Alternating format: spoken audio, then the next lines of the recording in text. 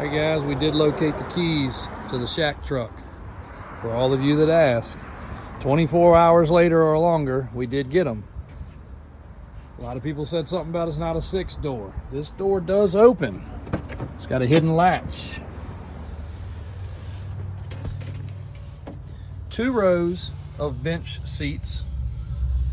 2 rows of captain's seats. All kinds of custom stereo. And still storage in the back, just like you would normally find in an Excursion, other than there's a bunch of speakers hidden under there.